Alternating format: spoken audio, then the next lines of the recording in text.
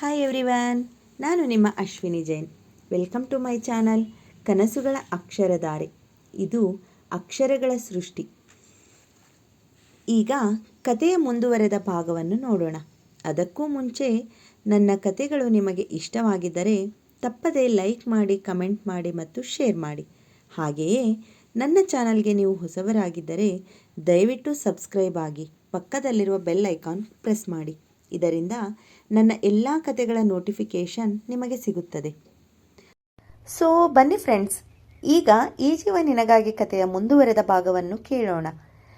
ಹಿಂದಿನ ಸಂಚಿಕೆ ನಿಮಗೆಲ್ಲ ಇಷ್ಟವಾಗಿದೆ ಎಂದು ಭಾವಿಸಿ ಈ ದಿನದ ಮುಂದಿನ ಸಂಚಿಕೆಯನ್ನು ಪ್ರಾರಂಭಿಸುತ್ತಿದ್ದೇನೆ. ಈ ಜೀವ ನಿನಗಾಗಿ ಅಧ್ಯಾಯ 39, ಮನಸ್ಸುಗಳ ಮಾತು ಮಧುರ. ಇತ್ತೀಚೆಗೆ ಜೈಗೆ ತನ್ನ ಮನದ ಭಾವಕ್ಕೆ ಒಂದು ಸ್ಪಷ್ಟನೆ ಸಿಕ್ಕಿತ್ತು. ತಾನು ತನ್ನ ಬೊಂಬೆಯನ್ನು ಪ್ರೀತಿಸುತ್ತಿರುವುದರ ಅರಿವು ಅವನಿಗೆ ಆಗಿತ್ತು. ಆದರೆ ಅವಳಲ್ಲಿ ಅದನ್ನು ಅರುಹಲು ಅವನಿಗೆ ಅದೇನೋ ಅವ್ಯಕ್ತ ಭಯ. ಹೀಗೆ ದಿನಗಳು ಉರುಳಿ ಅಮ್ಮು ಈಗ ಬೆಂಗಳೂರಿನಲ್ಲೇ ಇಂಜಿನಿಯರಿಂಗ್ ಸೇರಿದ್ದಾಳೆ. ಜೈದು 3ನೇ ವರ್ಷದ ಮೆಡಿಕಲ್. ಬೊಂಬೆ ಬೊಂಬೆ ಬೊಂಬೆ ಬೊಂಬೆ ಬೊಂಬೆ ಬೊಂಬೆ, ನಿನ್ನ ಮುದ್ದಾಡಬೇಕು ನರ ಬೊಂಬೆ, ನಿನ್ನ ಚೆಂಡಾಡಬೇಕು ನರ ಬೊಂಬೆ, ನಿನ್ನ ಕೊಂಡಾಡಬೇಕು ನರ ಬೊಂಬೆ, ಜೊತೆ ಉಂಡಾಡಬೇಕು ನರ ಬೊಂಬೆ. ಇತ್ತೀಚೆಗೆ ಅವನ ಬಾಯಲ್ಲಿ ಪದೇ ಪದೇ ಕೇಳೋ ಹಾಡು ಇದು. ಅದು ನಮ್ಮ ಅಮ್ಮು ಅವನ ಹತ್ರ ಇದ್ದಾಗ ತುಸು ಹೆಚ್ಚೇ ಹೇಳ್ತಿದ್ದ. ಅವನ ರಿಂಗ್ ಟೋನ್ ಕೂಡ ಬೊಂಬೆ ಹಾಡಿಗೆ ಬದಲಾಗಿತ್ತು. ಕೆಲವೊಮ್ಮೆ ಹಂಸಲೇಖ ಅವರನ್ನು ಮೈ ಮೇಲೆ ಆವಾಹನೆ ಮಾಡಿಕೊಂಡು ರವಿ ಸರ್ ಹಾಡನ್ನು ಗುನ್ಗೋಕೆ ಶುರು ಆದರೆ ಬೆಂಗಳೂರಿನ ಅಷ್ಟೂ ಕಾಗೆಗಳು ಇವರ ಮನೆ ಮೇಲೆ ಜಮೆ ಆಗ್ತಾ ಇದ್ವು. ಹಾಗಂತ ತೀರಾ ಕೆಟ್ಟದಾಗೇನು ಹೇಳ್ತಾ ಇರಲಿಲ್ಲ, ಆದರೆ ಕೆಟ್ಟೋಗಿರೋ ಹಳೆ ರೇಡಿಯೋ ಹೇಳೋ ಹಾಗೆ ಹೇಳ್ತಿದ್ದ. ತಾನು ಎಷ್ಟೇ ಇಂಡೈರೆಕ್ಟ್ ಆಗಿ ಹೇಳೋಕೆ ನೋಡಿದ್ರೂ ತನ್ನ ಬೊಂಬೆಗೆ ಅರ್ಥ ಆಗ್ತಾ ಇಲ್ಲ, ಏನು ಮಾಡೋದು ಅಂತ ಯೋಚಿಸುತ್ತಿದ್ದವನ ತಲೆಗೆ ಒಂದು ಮಾಸ್ಟರ್ ಪ್ಲ್ಯಾನ್ ಹೊಳಿತು. ಪ್ಲ್ಯಾನ್ ಏನು ಹೊಸ್ತಲ್ಲ, ಹಳೇದೇ, ಆದರೆ ಪಕ್ಕಾ ವರ್ಕ್ ಆಗುತ್ತೆ ಅನ್ನೋ ವಿಶ್ವಾಸ ನಮ್ಮ ಹುಡುಗಂಗೆ. ಯಾಕೆ ಅಂದರೆ ಅವನ ಮನದ ತೊಳಲಾಟದ ಗೊಂದಲಕ್ಕೆ, ಹೊಸದಾಗಿ ಜನ್ಮ ತಳೆದ ಭಾವಕ್ಕೆ ಹೊಸ ಆಯಾಮ ಬರೆಯಲು ಅಡಿಗಲ್ಲು ಹಾಕಿದ್ದು ಇದೇ ಹೊಟ್ಟೆ ಕಿಚ್ಚು ಅಲ್ವೇ? ಸೊ ಅದೇ ಹೊಟ್ಟೆ ಕಿಚ್ಚು ಇಲ್ಲೂ ವರ್ಕ್ ಆಗ್ಬೋದು ಅನ್ನೋ ಆಸೆ ನಮ್ಮ ಹುಡುಗಂದು. ಇತ್ತೀಚೆಗೆ ಜೈ ಯಾವಾಗಲೂ ಮನೆಗೆ ತಡವಾಗಿ ಬರ್ತಿದ್ದ.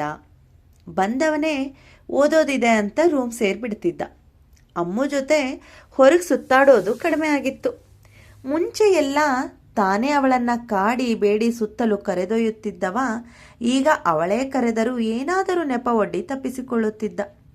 ಭಾನುವಾರ ಸ್ನೇಹಿತರೊಟ್ಟಿಗೆ ಸುತ್ತಾಟ ಮತ್ತೆ ಶುರು ಮಾಡಿದ್ದ. ಸ್ನೇಹಿತರು ಅನ್ನುವುದಕ್ಕಿಂತ ಸ್ನೇಹಿತೆ ಎಂದರೆ ಹೆಚ್ಚು ಸೂಕ್ತ. ಹೌದು, ಚಾರ್ವಿ, ಜೈ ಜೂನಿಯರ್ ಅವಳು. ಮುದ್ದಾದ ಮಂಗಳೂರಿನ ಬೆಡಗಿ. ಜೈ ಅವಳೊಟ್ಟಿಗಿನ ಸುತ್ತಾಟ ಜಾಸ್ತಿ ಮಾಡಿದ್ದ. ಇದೇ ಕಾರಣಕ್ಕೆ ಅಮ್ಮುಗೆ ಇತ್ತೀಚೆಗೆ ಒಂಟಿತನದ ಭಾವ ಕಾಡಲು ಶುರುವಾಗಿತ್ತು. ಜೈಗೆ ಅಮ್ಮು ಜೊತೆ ಆಡುವ ಮಾತುಗಳು ಕಡಿಮೆ ಆಗಿದ್ದವು. ಜೈ ಆಡುವ ಅಷ್ಟೂ ಮಾತುಗಳಲ್ಲಿ ಚಾರ್ವಿಯದ್ದೇ ಚಾಪು ಇಣುಕುತ್ತಿತ್ತು. ಇದು ಅಮ್ಮುವಿಗೆ ಸಹಿಸಲು ಸಾಧ್ಯವಾಗದ ಬಿಸಿ ತುಪ್ಪದಂತೆ ಆಗಿತ್ತು. ಹೆಣ್ಣಿನ ಸಹಜ ಅಸೂಯೆ ಅವಳಲ್ಲಿ ಹುಟ್ಟಿತ್ತು. ಆದರೂ ಅವನಲ್ಲಿ ಏನನ್ನೂ ಹೇಳಲಾರಳು. ಅವಳಲ್ಲೇನೋ ತಳಮಳ, ಚಡಪಡಿಕೆ, ಆದರೂ ಸ್ಪಷ್ಟವಾಗದ ಭಾವ. ಅರಿಯದ ಭಾವ ಮನದಲ್ಲಿ ಮೂಡಿ ನೀಡಿದೆ ಬದುಕಲಿ ಹೊಸ ಹುರುಪು, ಚೆಲ್ಲಿದೆ ಕನಸಿನ ಹೊಸರಂಗು, ಸದಾ ನನಗೆ ನಿನ್ನದೇ ಗುಂಗು.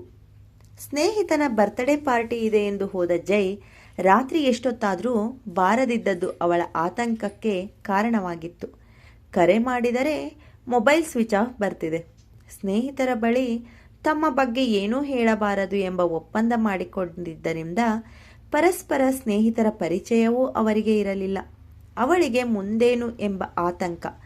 ಏನೊಂದು ಯೋಚಿಸದೆ, ಏನೊಂದು ಹೊಳೆಯದೆ ಯೋಚಿಸುತ್ತಾ ಕುಳಿತವಳ ಕಣ್ಣಿಂದ ತನಗರಿವಿಲ್ಲದೆ ನೀರು ಸುರಿಯುತ್ತಲೇ ಇದೆ. ಯಾವುದೇ ಕೇಡಾಗದಿರಲಿ ಎಂದು ಅದೆಷ್ಟು ಬಾರಿ ಭಗವಂತನಲ್ಲಿ ಮೊರೆ ಇಟ್ಟಿದ್ದಳು. ಮಧ್ಯರಾತ್ರಿ 12 ದಾಟಿತ್ತು. ಗೇಟ್ ಹತ್ರ ಯಾವುದೋ ಗಾಡಿ ನಿಂತ ಶಬ್ದಕ್ಕೆ ಅಲ್ಲೇ ಹಾಲಲ್ಲಿ ಸೋಫಾ ಮೇಲೆ ಕೂತಲ್ಲೇ ತೂಕಡಿಕೆ ಹತ್ತಿ ನಿದ್ದೆ ಮಾಡುತ್ತಿದ್ದವಳು ತಕ್ಷಣ ಎಚ್ಚರವಾಗಿ ಎದ್ದು ಕಿಟಕಿ ತೆಗೆದು ಹೊರಗೆ ಇಣುಕಿದಳು. ಯಾರೋ ಇಬ್ಬರು ಗೇಟ್ ತೆಗೆದು ಒಳಗೆ ಬರುತ್ತಿರುವುದು ಕಾಣಿಸಿತು. ಅದರಲ್ಲಿ ಒಬ್ಬರಿಗೆ ನಿಲ್ಲಲು ಆಗುತ್ತಿಲ್ಲ. ಇನ್ನೊಬ್ಬರು ಅವರ ಹೆಗಲು ಬಳಸಿ ಕರೆತರುತ್ತಿರುವುದು ಬೀದಿ ದೀಪಗಳಲ್ಲಿ ಸ್ಪಷ್ಟವಾಗಿ ಕಾಣುತ್ತಿದೆ. ಆದರೆ ಅದು ಯಾರೆಂಬುದು ಮಾತ್ರ ತಿಳಿಯುತ್ತಿಲ್ಲ. ಆದರೂ ಜೈ ಇರಬಹುದಾ? ಅವನಿಗೆ ಏನಾದರೂ ಹೆಚ್ಚು ಕಮ್ಮಿ ಆಗಿದೆಯಾ ಎಂಬ ಯೋಚನೆ ತಲೆ ಹೊಕ್ಕಿದ್ದೇ ಅವಳ ಎದೆ ನಡುಗಿತ್ತು. ಓಡಿ ಬಂದು ಹೊರಗಿನ ಲೈಟ್ ಹಚ್ಚಿ ಬಾಗಿಲು ತೆರೆದಳು. ಅಷ್ಟರಲ್ಲೇ ಅವರು ಬಾಗಿಲ ಬಳಿ ಬಂದಿದ್ದರು. ಮೈ ಮೇಲೆ ಪ್ರಜ್ಞೆನೇ ಇಲ್ಲದಂತೆ ನಿಂತಿದ್ದ ಜೈನ ನೋಡಿ ಅವನಿಗೆ ಏನಾಯ್ತೋ ಎಂಬ ಭಯ ಹುಟ್ಟಿ ನಿಂತ ನೆಲವೇ ಕುಸಿದಂತೆ ಆಯಿತು ಅವಳಿಗೆ. ಅವನಿಗೆ ಸಣ್ಣ ನೋವು ಆದರೂ ಆಕೆ ಸಹಿಸಳು. ಅವನನ್ನು ಕರೆತಂದ ವ್ಯಕ್ತಿ ಅಮ್ಮುನ ನೋಡಿ ಸೃಜಯ್ ಮನೆಯಲ್ಲಿ ಹುಡುಗಿ ಎಂದು ಅನುಮಾನಿಸುತ್ತಾ, ಸಿಸ್ಟರ್ ನೀವು ಎಂದು ಹಿಂಜರಿಯುತ್ತಲೇ ಪ್ರಶ್ನಿಸಿದನು. ಅಣ್ಣ, ನಾನು ಅಮ್ಮು ಅಂತ. ಜೈಗೆ ಏನಾಯಿತು? ಒಳಗೆ ಬನ್ನಿ ಮೊದಲು ಎಂದು ಮತ್ತೊಂದೆಡೆಗೆ ಜೈನ ಹಿಡಿದು ಒಳ ಕರೆದೊಯ್ದರು. ಅವನನ್ನು ಸೋಫಾ ಮೇಲೆ ಮಲಗಿಸಿದರು. ಅವನು ಅದೇನೇನನ್ನೋ ಬಡಬಡಿಸುತ್ತಲೇ ಇದ್ದ. ಅಭಿ ಅಣ್ಣ ಎಂದು ಅವನತ್ತ ನೋಡಿದಳು. ನಿಂಗೆ ನನ್ನ ಹೆಸರು ಎಂದು ಗೊಂದಲದಲ್ಲಿ ನೋಡಿದ ಅವನು. ಅಭಿ ಅಣ್ಣ, ಇವಾಗ ಹೇಳಿ ಜೈಗೆ ಏನಾಯ್ತು ಅಂತ ಎಂದು ಅವನ ಪರಿಸ್ಥಿತಿ ಅವಳಿಗೆ ತಿಳಿದಿದ್ದರೂ ಸತ್ಯಾಂಶ ತಿಳಿಯುವ ತವಕ ಅವಳಿಗೆ. ನಿಂಗೆ ನನ್ನ ಹೆಸರು ಹೇಗೆ ಗೊತ್ತು ಎಂದು ಮತ್ತೆ ಅವನು ಅದನ್ನೇ ಕೇಳಿದ. ನನಗೆ ಜೈ ಎಲ್ಲ ಫ್ರೆಂಡ್ಸ್ ಬಗ್ಗೆನೂ ಗೊತ್ತು. ಜೈ ಯಾವಾಗಲೂ ನಿಮ್ಮ ಬಗ್ಗೆ ತುಂಬ ಹೇಳ್ತಾ ಇರ್ತಾನೆ. ಅವನಿಗೆ ತುಂಬ ಕ್ಲೋಸ್ ಇರೋ ಫ್ರೆಂಡ್ಸ್ ಅಂದರೆ ನೀವೇ. ಇಷ್ಟು ಹೊತ್ತಲ್ಲಿ ರಿಸ್ಕ್ ತಗೊಂಡು ಅವನನ್ನು ಮನೆವರೆಗೂ ಕರ್ಕೊಂಡು ಬಂದಿದ್ದೀರಾ ಅಂದರೆ ಅವನ ಪ್ರತಿ ಮಾತಲ್ಲೂ ಇದ್ದ ಅಭಿ ನೀವೇ ಇರಬೇಕು ಅಂತ ಗೆಸ್ ಮಾಡಿದೆ ಎಂದಳು. ಅವಳ ಮಾತಲ್ಲೇ ಜೈ ಸ್ನೇಹದ ಅರಿವಾದವನಿಗೆ ಸಂತಸ. ಓ ಗ್ರೇಟ್. ಹೌದುಮ್ಮ, ನಾನು ಅಭಿಜಿತ್ ಭಾರ್ಗವ್, ಸೃಜಯ್ ಫ್ರೆಂಡ್ ಎಂದನು. ನಿಮ್ಮನ್ನ ಹೀಗೆ ಭೇಟಿ ಮಾಡೋ ಸಂದರ್ಭ ಬರುತ್ತೆ ಅಂತ ಅನ್ಕೊಂಡಿರ್ಲಿಲ್ಲ ಅಣ್ಣ, ಕ್ಷಮಿಸಿ. ಜೈ ಪರವಾಗಿ ತಪ್ಪಿತಸ್ಥ ಭಾವ ಅವಳಲ್ಲಿ. ಹಾಗೆಲ್ಲ ಏನಿಲ್ಲ ಪುಟ, ಟೈಮ್ ಹೇಗೆ ಬರುತ್ತೆ ಹೇಳೋಕ್ಕಾಗಲ್ಲ ಎಂದವನಿಗೆ ಇನ್ನೂ ಅವಳ ಬಗ್ಗೆ ಗೊಂದಲ. ಜೈಗೆ ಏನಾಯ್ತು ಹೇಳಿ ಅಣ್ಣ, ಅವಳದಿನ್ನೂ ಮುಗಿಯದ ಆತಂಕ. ಏನಿಲ್ಲಮ್ಮ, ಪಾರ್ಟಿಲಿ ಯಾರೋ ಸಾಫ್ಟ್ ಡ್ರಿಂಕ್ಸ್ ಜೊತೆ ಹಾಟ್ ಮಿಕ್ಸ್ ಮಾಡಿ ಕುಡಿಸಿದ್ದಾರೆ. ಇದೇ ಫಸ್ಟ್ ಟೈಮ್ ಅಲ್ವಾ, ಸೊ ಹ್ಯಾಂಗ್ ಓವರ್ ಆಗಿದ್ದಾನೆ. ಬೆಳಗ್ಗೆ ಅಷ್ಟೊತ್ತಿಗೆ ಸರಿ ಹೋಗ್ತಾನೆ.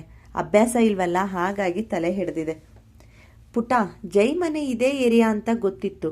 ಹೇಗೋ ಅವನ ಹತ್ರ ಅಡ್ರೆಸ್ ತಿಳ್ಕೊಂಡು ಕರ್ಕೊಂಡು ಬರೋ ಅಷ್ಟರಲ್ಲಿ ಇಷ್ಟೊತ್ತಾಗೋಯ್ತು. ಅಂದ್ಹಾಗೆ ನೀನು...